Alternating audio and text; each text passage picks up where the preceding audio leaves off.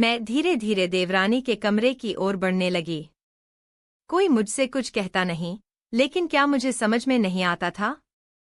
मांझी बात बात पर इतने दिनों बाद तो ये दिन आया है कहकर क्या मुझे नश्तर नहीं चुभा जाती थीं?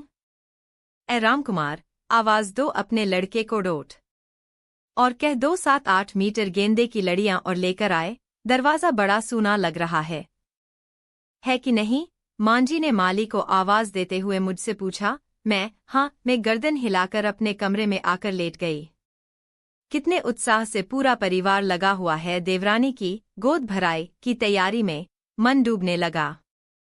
ये दिन मेरे जीवन में तो आया ही नहीं। क्या कर रही हो यहाँ कमरे में अकेले? चलो, तुम्हें रीना आवाज दे रही है। समीर आकर मेरे सिरहाने खड़े हो गए थे। मैं उनका हाथ पकड़कर अचानक रो पड़ी। तुमसे किसी ने कुछ कहा है क्या? तुम बस ऐसे ही परेशान हो रही हो, वो मुझे समझाकर चले गए। मैं धीरे धीरे देवरानी के कमरे की ओर बढ़ने लगी। कोई मुझसे कुछ कहता नहीं, लेकिन क्या मुझे समझ में नहीं आता था? मांझी बात बात पर इतने दिनों बाद तो ये दिन आया है कहकर क्या मुझे नश्तर नहीं चुभा जाती थीं?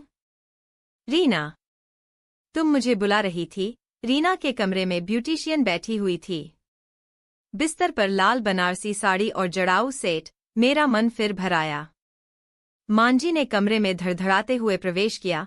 तुम अभी तक तैयार नहीं हुई रीना? खूब बढ़िया तैयार करना हमारी बहुरिया को। आज इसका दिन है, मांझी ने ब्यूटिशियन से कहा। एक बार और मेरी तरफ देखा। मैं चुपचाप खड़ी रही। तब तक मांझी खिड़की से बाहर झांककर चिल्लाईं, ए रामकुमार, ये वाले गमले पीछे। हाँ, ये सारे। और वो फूल वाले पौधे आगे। अकल तो लगाओ थोड़ी, फूल वाले पौधे पीछे धर दिए।